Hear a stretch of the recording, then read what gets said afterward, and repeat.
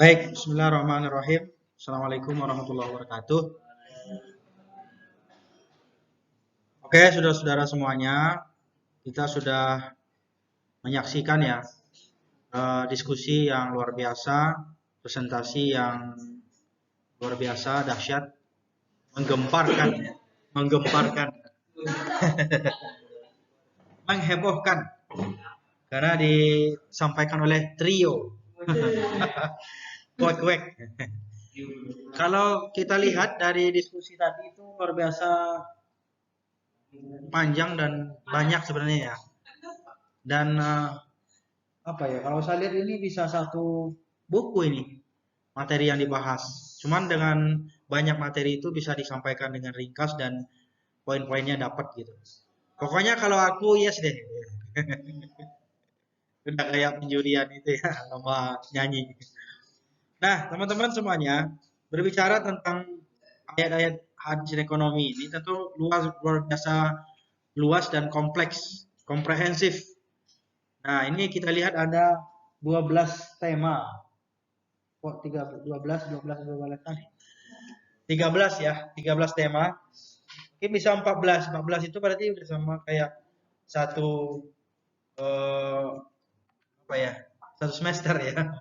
Satu semester pertemuan ini. Untuk satu semester pertemuan bisa dibahas dalam satu pertemuan. Ya, 14 kali pertemuan bisa dibahas satu pertemuan. Karena kalau kita rinci satu aja topiknya jual beli aja kita bahas, itu bisa sampai sejam 2 jam. Kalau kita ulas ya. Belum lagi kita bicara tentang jual beli online kan. Online shop kan. Belum lagi kita lihat akad-akad dalam jual beli itu banyak banget. Ada yang namanya akad murabahah, ada namanya akad salam, istisna, ya. Ada namanya akad apa lagi? Ijarah, IMBT misalnya kan. Dan lain sebagainya. Itu luas banget itu. Baru masalah jual beli. Ya, belum lagi nanti ada akad dengan cara apa? Cicil, taksid. Iya, kredit ada juga. Ya, secara syariah tentunya kan. Itu di dalam fatwa MUI itu, Majelis Ulama Indonesia, dalam hal ini Dewan Syariah Nasional itu sudah lengkap. Ratusan fatwa itu sudah dikeluarkan sebagai acuan dan aturan pedoman gitu ya dalam menerapkan beberapa hal terkait dengan masalah ekonomi Islam. Pertama ini masalah akad jual beli. Yang paling banyak itu ya masalah transaksi itu ya jual beli kan gitu ya. Benar nggak? Coba kita perhatikan itu. Yang paling banyak itu ya komponennya yang paling dominan adalah jual beli. Artinya perpindahan barang kan gitu ya. Perpindahan barang dari satu pihak ke pihak yang lain, dari si A ke si B dan si C dan seterusnya. Ya, pada dasarnya kan itu. Nah, dan intinya bahwa kalau dalam jual beli itu kita harus betul-betul pahami bahwa di dalam jual beli itu ya bukan hanya sekedar profit aja, duit aja yang kita cari atau keuntungan. Meskipun dalam jual beli itu kan sah-sah saja seorang mengambil keuntungan itu bahkan eh, berpuluh-puluh persen. Ya, nggak 1%, 2%, bahkan ada yang 100% barangkali. Tapi kan dilihat dulu yang dijual ini apa. Kalau misalnya dia itu bahan pokok, ya BBM, sembako dan segala macamnya itu nggak boleh. Itu namanya barang primer, darurat. Ya, makanya kalau ada orang yang nimbun barang, misalnya ada beras ditimbun, minyak goreng ditimbun dan lain sebagainya itu akan menjadi hukumnya berbeda gitu. Yang tadinya jual beli itu boleh jadi haram. Kenapa? Karena ada upaya penyelundupan dan menyembunyikan ya dari publik gitu. Sehingga ketika naik harganya dikeluarin lagi kan gitu. Kadang-kadang juga permainan juga kan. Dibikin langka supaya naik habis itu dikeluarin lagi. Padahal sebenarnya nggak langka kan gitu. Iya kan? Cuman karena permainan aja di pasaran. Ada lagi misalnya yang nggak boleh naik itu seperti ya itu tadi BBM. Itu kan juga nggak boleh seperti ngambil untung kayak jual tokek gitu ya. Karena memang bisa ada orang jual tokek 1 ekor sampai puluhan juta misalnya kan, ada kan. Itu nggak ada masalah karena orang nggak butuh makan toge gitu ya. Bukan menjadi sesuatu yang darurat atau yang primer untuk dimiliki kan gitu. Misalnya gini ada lagi orang eh, apa ya? Misalnya ada tanaman yang dulu tuh viral kan, ya kan tanaman mahal. Ya nggak ada masalah, mahal aja mau 100 dibeli 100.000 dijual 1 juta, monggo nggak ada masalah kan. Karena orang nggak butuh juga, nggak punya tanaman itu juga nggak bakalan masalah, nggak bakalan mati gitu. Tapi kalau orang beras digituin, diambil untung berlipat-lipat, itu namanya zolim kan, itu tadi haram hukumnya. Atau misalnya ada orang yang hobi mobil klasik atau Vespa, Vespa butut, rongsok aja itu bisa nggak hidup lagi, bahkan mesinnya nggak ada itu masih laku gitu, 2 juta, 3 juta ya kan, rongsok gitu loh. Di zaman saya dulu awal-awal di Jakarta itu ya susah gitu ngejualin karena saya anak Vespa dulu. Ya awal-awal di Jakarta itu saya punya Vespa. Kendaraan pribadi saya yang pertama di Jakarta itu Vespa. Itu ya saya beli juga dari Rongsok. Itu ala kadarnya aja gitu. Kalau nggak salah itu cuman sekitar 500.000 kan. Bongkar mesin, perbaiki dan semacamnya. Tapi pas sudah ini udah bosan lah gitu ya berapa tahun. Saya mau jual itu susah. Tapi sekarang dicari. Ya enggak? Dan harganya gila-gilaan juga gitu. Sama kayak motor RX Kick misalnya kan. Itu juga mahal. Udah dapat Kawasaki Ninja injection 20 juta ya kan, bahkan ada 30 juta kan. Kan saya beli Kawasaki baru kan. Kan itulah istilahnya logikanya. Tapi apakah itu enggak ada apakah itu boleh? Misalnya teman-teman Fasa misalnya. Beli harganya 10 juta. Dia jual misalnya 20 juta. Boleh nggak dapat untung 10 juta?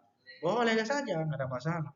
Karena orang juga nggak bakalan mati kalau nggak beli itu. Dan orang nggak ada keterkaitan dan ketergantungan terhadap itu. Beda sama BBM misalnya. Ya kan? Sembako misalnya nggak boleh main seperti apa namanya main tembak-tembak harga, main naikin harga, ya ngambil keuntungan berlipat-lipat. Itu kan ada aturan yang mengatur gitu. Dan itulah fungsi pemerintah itu mengawasi juga terhadap harga-harga pasar itu kan. Ya enggak? Ya enggak? Jadi jangan sampai nanti masyarakat itu kewalahan dan merasa kesulitan gitu dengan ekonomi yang semakin meroket gitu ya. Meroket maksudnya harganya makin tinggi gitu. Ya itu ya teman-teman. Oke, kita kembali lagi topik ini saya bahas ulas lah ya beberapa menit ke depan karena ini masih panjang nih waktunya ya. Pokoknya kalau kita masak nasi, masak lauk, sayur, dihidangin, makan, udah kenyang, udah tidur, masih bisa waktunya. Ya karena panjang, masih panjang waktunya, 1 jam lebih. Nah teman-teman, berbicara tentang jual beli tadi udah ada landasan rusak itu. Ya. Intinya berbicara tentang jual beli itu intinya pada dasarnya kan hukumnya mubah. Kan masuk dalam konteks muamalah ya. Al aslu fil muamalah al ibahah. Asal dalam muamalah itu boleh-boleh saja. Jual beli itu pada dasarnya boleh, halal. Apalagi kan ada landasan syariahnya. Wa ahlallahu al-bai'a wa harrama riba. Ya, Allah itu menghalalkan jual beli dan mengharamkan riba. Jual beli, kalau mau untung jual beli, jangan ternak duit, ternak barang gitu, atau disewain kemudian dengan cara riba gitu, atau dipinjamin dengan cara riba. Tapi jual beli, dagang. Makanya rata-rata kalau pedagang itu betul-betul serius, sukses, itu mereka ya mudah mendapatkan keuntungan. Ya. Nah, berikutnya ini perkara yang pertama jual beli. Nah, jadi kalau saya nggak bicara tentang rukun syarat lagi karena udah jelas kemarin itu sudah pernah disampaikan ya tentang rukun-rukun akad-akad itu kan. Tapi yang jelas dari pertanyaan-pertanyaan tadi itu yang saya lontarkan itu bagaimana prinsip jual beli online misalnya. Ya, apalagi kadang-kadang yang jual beli itu online itu kadang-kadang suka nipu gitu ya. Kalau kita sebagai korban bukan penjual atau pedagang nggak ada masalah. Tapi kalau kita yang nipu, berusaha untuk mengelabui para konsumen gitu ya, maka itu namanya hukumnya apa? Dosa, haram. Haram, menzalimi ya hak-hak konsumen. Ya, berarti bisa juga kalau ada orang jual tapi barangnya nggak ada, cuman foto doang. Yang pada dasarnya memang nggak ada gitu. Itu namanya gharar tadi kan. Nah, Rasulullah SAW an bai'il gharari. Rasulullah itu kata Nabi ya, Rasulullah itu melarang orang jual beli dengan cara ya gharar. Artinya apa? Barangnya nggak jelas. Termasuklah tadi membeli atau membeli buah yang sebelum matang. Masih berputik, belum matang, itu udah dijual, udah dibeli. Tujuannya gini, harapannya itu kalau udah dibeli kan dapat untung cepat gitu. Karena belum matang aja udah laku kan. Tapi kan spekulasi jadinya. Hitung-hitungan, maisir jadi. Malah maisir. Kenapa? Dari awalnya gharar yang belum jelas duduk perkaranya barang ini, buah ini, dia ini bakalan jadi apa enggak kan gitu ya. Kan bisa saja nanti ada hujan atau angin puting beliung, akhirnya kan buahnya pada rontok semua atau batangnya roboh, gimana jual belinya? Padahal udah kejual nih. Nah, kan jadi pasti ada yang dirugikan, pasti ada yang diuntungkan di antara keduanya. Nah, inilah makanya karena itu Rasulullah itu melarang bahwa kita itu tidak boleh menjual apa namanya buah-buahan yang belum matang. Ya, baru berputik, apalagi berbunga. Ya, maka sebaiknya itu jelas dulu perkaranya nih. Ini buah ini udah matang apa belum? Kalau udah matang jual. Kebanyakan nggak begitu. Mangga aja contohnya udah di ini. Ya, rambutan aja contohnya baru baru keluar hijau aja udah putiknya udah dijual. Atau mau menguning gitu ya. Kemungkinan besar ada rasa semacam apa ya, dirugikan gitu. Nanti gini, misalnya ada orang yang pembeli itu banyak panennya misalnya kan. Rasa-rasanya kan yang penjual bisa rugi merasanya. Oh, nyesel saya ya. Dulu dijualnya segini. Coba deh kalau sekarang dijual. Kan saya dapat untung segini. Kan gitu. Akhirnya kan spekulasi jadi. Jadi itu nggak boleh jual. Itu namanya jual barang yang nggak jelas. Duduk perkaranya. Memang sih barang kita, pohon mangga kita, rambutan kita. Tapi kalau belum jelas matang, belum jelas bisa dipetik dan dimakan gitu ya. Belum jelas bisa dipanen, itu maka dilarang untuk menjualnya. Paham ya? Apapun lah itu, mau buku, ya, mau apapun lah gitu ya. Yang boleh dijual lagi mengkal itu atau muda itu hanya kelapa aja. Ada kelapa muda kan, itu boleh itu. Karena ada gitu kelapa muda jual kelapa muda kan. Nggak, tapi nggak ada kan jual rambutan muda kan nggak ada yang mau juga. Pahit. Itu misalnya ya. Jadi hanya kelapa yang boleh dijual muda-muda. Kecuali misalnya mangga muda buat mama muda yang lagi mau apa yang ngidam gitu. Dirujak ya benar juga. Tapi kan itu kan kalau udah dirujak kan nggak sebanyak itu. Maksudnya kan memang spesial kan untuk rujak. Berarti kan jual rujak. Ini kan ada yang di pohon belum matang, belum mengkal tapi udah dijual. Pisang muda. Ada juga pisang itu. Ya. Nah, enggak pisang itu baru keluar gitu berputik. Ah ini udah berapa batang nih udah. Biasanya mungkin nggak dibayar cash gitu, tapi dia apa ya? Kayak semacam di DP dulu. Ya kan? Nah, nggak boleh juga. Ya, nggak boleh juga. Nanti ada namanya spekulasi ya. Bukan ejakulasi. Spekulasi gitu. Oke ya. Oke, saya nggak usah jelasin lagi panjang lebar. Tapi pada intinya adalah hukum ya eh, menjual barang yang tadi atau buah yang belum matang atau barang yang belum jelas duduk perkaranya. Apalagi barangnya misalnya barang ini ada nih bagus nih, impor nih, tapi masih di Israel, masih di Palestina aja, rudal ternyata kan. Ya nggak boleh itu. Barangnya tadi mana, tapi dia jual bisnis, ya makanya termasuk gharar juga. Dia jual mana tahu dia kan jual beli rudal bekas perang gitu ya. Tapi dalam hal ini kita sangat prihatin ya dengan saudara-saudara kita sampai hari ini udah belasan hari, 1 bulan tuh digempur terus oleh Israel gitu. Ya mudah-mudahan lah Allah memberikan pertolongan buat saudara-saudara kita di Palestina. Ya teman-teman ya, alhamdulillah UMJ ini sudah ngumpulin duit. Kemarin data terakhir hampir 50 juta dari dosen-dosen dan karyawan, mungkin mahasiswa juga. Dosen-dosen UMJ itu udah patungan donasi untuk kemanusiaan di Palestina. Ya mungkin hari ini mungkin dari 50 juta. Dikumpulin melalui Lazismu UMJ. Kalau teman-teman mau juga nggak apa-apa. Nanti tinggal ke Lazismu kasih. Saya punyanya Pak cuma 20.000, nggak masalah. Oh saya Pak cumanya 50.000, oke. 100.000 Pak, ya insya Allah, alhamdulillah berkah. Daftar relawan mah susah kan. Pakai kendaraan ke sana aja udah susah. Relawannya ya relawan apa dulu? Relawan perang atau relawan kemanusiaan?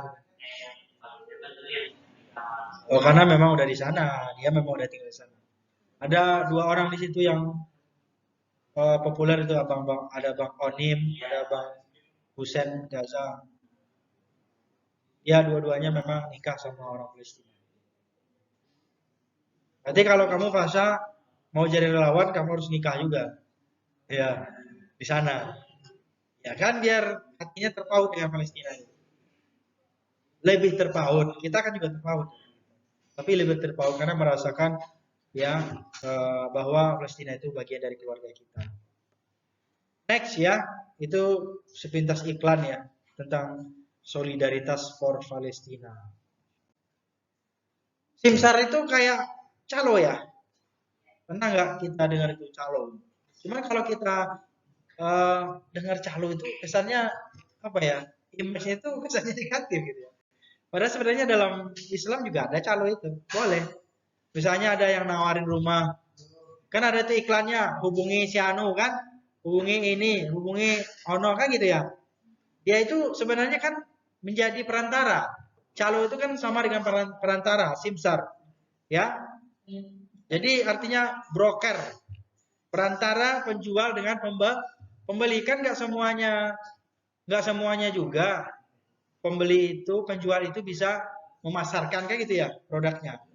Misalnya di tempat saya itu ada rumah 2, harganya satu rumah itu kalau nggak salah 3 sampai 4 M samping rumah kontrakan saya.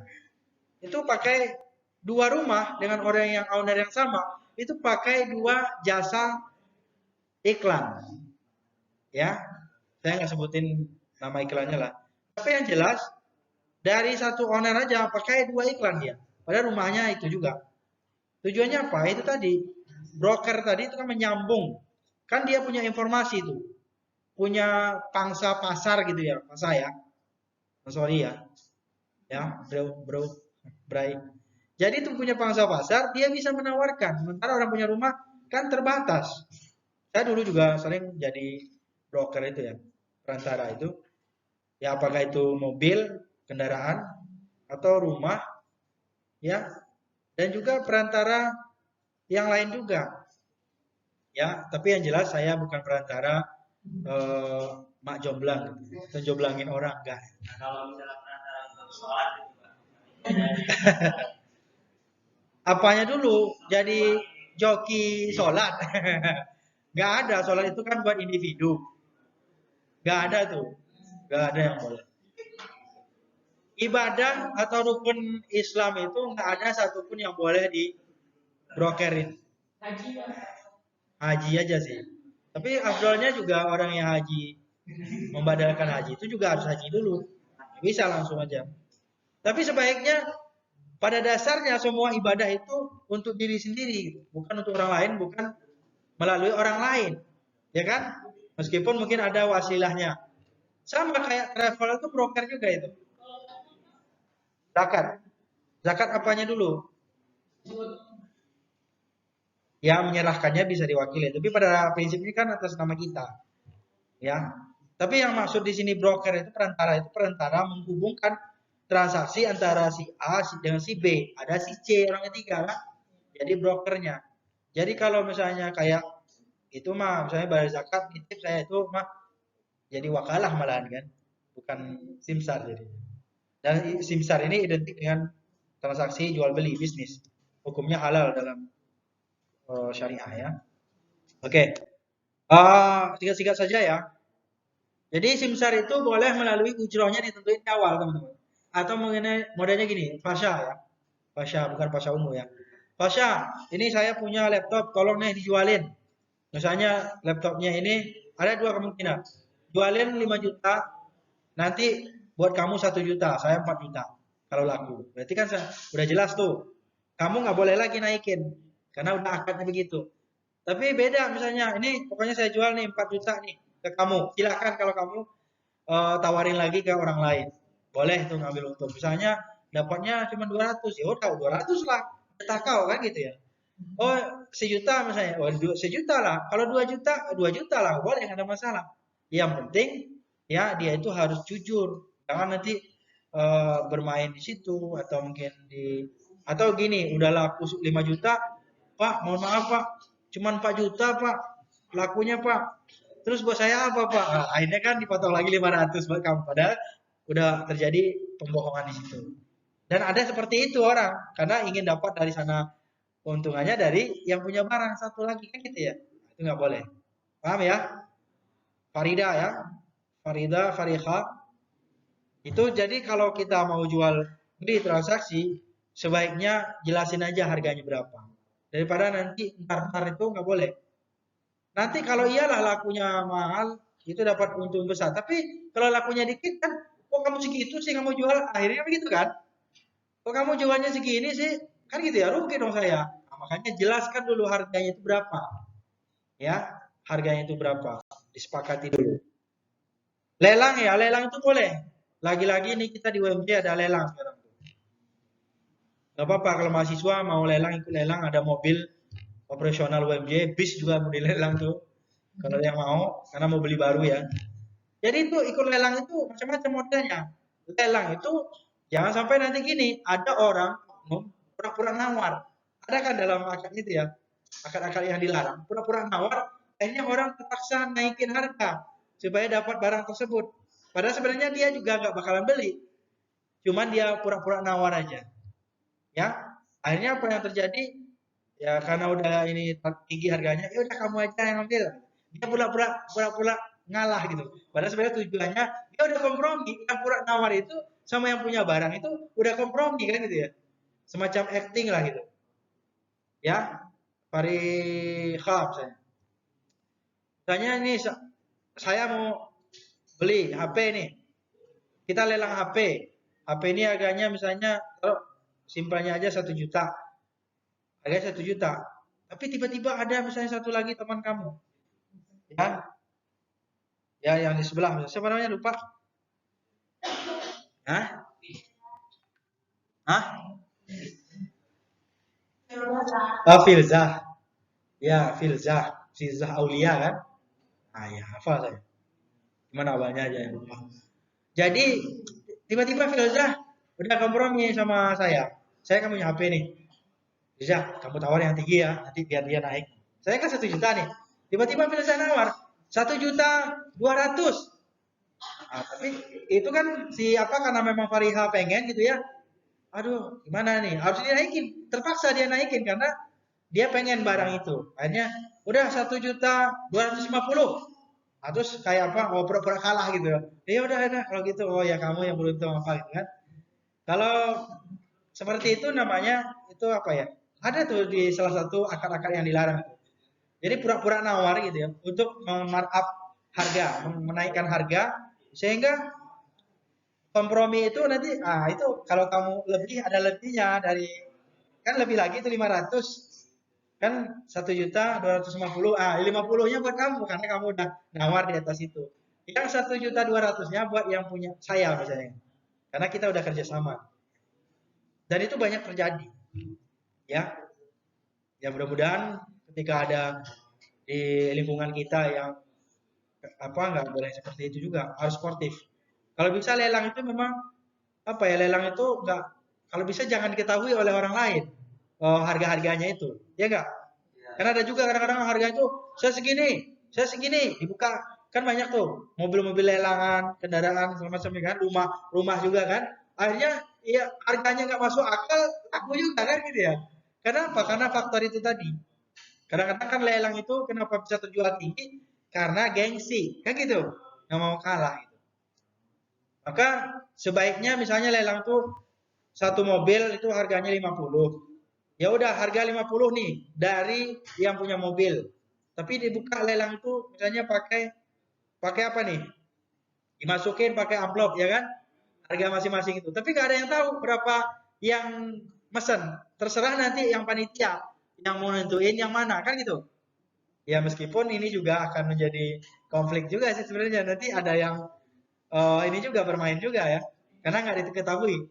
Tapi intinya memang di dalam lelang itu potensi-potensi untuk kerjasama untuk nipu itu juga besar, ya kan?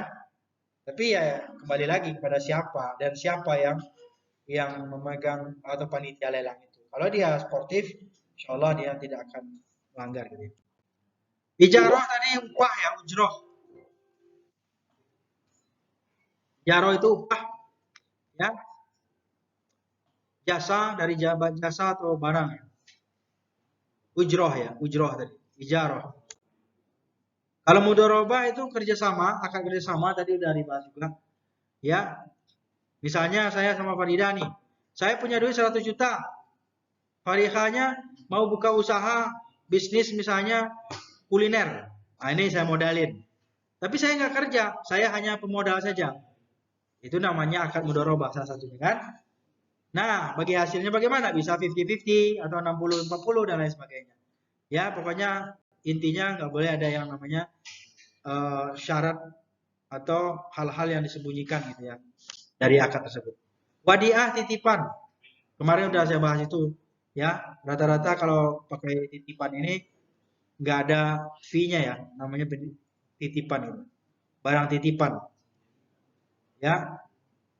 Tentunya barang yang dititipkan itu barang yang halal ya, bukan barang haram. Wakalah perwakilan atau melimpahkan kekuasaan ya wewenang kepada orang lain yang diwakilkan itu kan. Kemarin udah kita bahas juga. Tawaruk ya ini semacam membeli aset dari pihak ketiga. Misalnya tempat berbeda menjualnya. Ya, jadi dia setelah dibeli dijualin lagi gitu ya. Semacam membantu lah gitu. Tadi amanah. Jadi tawaruk itu lebih ke amanah juga ya. Ihtikar. Teman-teman, berarti yang tadi itu yang pura-pura nawar itu ihtikar juga. Itu akad yang dilarang. Misalnya kayak yang saya ceritain, Farida mau beli barang saya, HP tadi 1 juta. Dia pura-pura nawar. Di pasar kan juga begitu, ada juga kadang-kadang kita udah mau beli barang ini nih, suka nih, barangnya langka lagi. Tiba-tiba ada orang, ternyata itu suruhan dia kan, supaya apa? Supaya kita ini pasti beli gitu kan, dan kalau harganya naik pun tidak ada masalah. Kan biasanya kan ada yang nawar, gara-gara ada orang yang beli dan gak ada masalah harga yang segitu, akhirnya kita kan nggak jadi nawar, terpaksa beli segitu. Ada juga begitu kan? Kalau dalam lelang nggak naik harganya, tapi kalau dalam jauh lebih biasa, dia itu nggak bisa nawar karena ada orang yang bertahan dengan harga itu. Ternyata suruhan dari pedagang itu. Saya beli baju nih, ini minat banget nih langka nih, limited edition misalnya. Misalnya ini baju manusia purba misalnya. Gitu juga ya. Kemudian harganya 100 juta misalnya nih. Belinya di mana? Pokoknya 100 juta. Tiba-tiba dia udah bermain. Ada orang lain. Saya mau nawarin tadi 90 aja ya. Oh nggak bisa Pak, ini barangnya langka Pak, cuma satu-satunya di dunia Pak. Ini bekas dipakai apa dulu nih manusia purba ini. Atau misalnya baju Fir'aun ya misalnya. Terus tiba-tiba yang tadi nawar, Pak berapa nih Pak? 100.000 Pak. Nggak bisa kurang? Enggak Pak. Ya udah, oke saya segitu ya. Nanti saya pesan ya bungkus ya. Yang ini terus gimana? Kan posisinya nggak bisa lagi kan? Karena ada nanti ada yang ini. Atau terus dia berkelah. Maksud saya gini, orang pedagang itu akan berkilah. Pak gimana Pak? Ini ada yang nawar juga nih Pak 100 Pak. Cuman dia minta turun Pak. Terus pura-pura lah ya dia itu serius banget. Gimana mas tawarnya tadi mas? Nah, kan biasa gitu kan? Pernah nggak kita seolah-olah ngalamin gitu? Ini ada yang mau nih 100 nggak nawar lagi mas? Mas gimana nih? Jadi nggak kita nih? Padahal sebenarnya harga 100 itu udah mahal. Cuman karena ada orang pihak ketiga yang manas-manasin dan dia nggak pakai nawar-nawar, akhirnya orang yang pertama tadi jadi ini dengan berat hati mungkin ya dengan dia suka barangnya tapi dengan berat hati akhirnya jadi juga gitu. Padahal sebenarnya belum nggak orang itu nggak beli cuma nawar-nawar doang dengan kerjasama dengan yang punya barang. Paham nggak maksud saya? Kalau nggak paham kita praktekin di pasar, iya kan? Atau ke warung gitu ya. Susah banget. Iya. Jadi pura-pura nawar itu termasuk tujuannya untuk menaikkan harga ya, atau mengambil keuntungan lebih gitu ya. Ya. Nah, apalagi tasngir harga ya. Kemudian apalagi kafalah syirkah. Kafalah itu kafal ya, artinya menanggung, menanggung ya. Kemarin sudah saya sampaikan juga kafalah itu takaful diambil dari kafalah, menanggung. Berarti asuransi, menanggung ya. Bisa terhadap penuntutan, penagihan utang, jiwa dan lain sebagainya. Syirkah kerjasama ya. Kerjasama berarti dia punya modal sama-sama, bekerja sama-sama juga. Beda sama mudharabah, satu pemodal, satu pekerjanya. Kan gitu ya. Syirkah udah tadi, ariyah tadi udah juga mengambil manfaat dari barang pinjaman ya. Oh ya teman-teman, jadi ini beberapa hal yang sangat penting menurut saya yang memang perlu kita apa namanya diskusikan dan kita perhatikan jangan sampai di masyarakat kita jadi salah dalam penerapannya. Ya,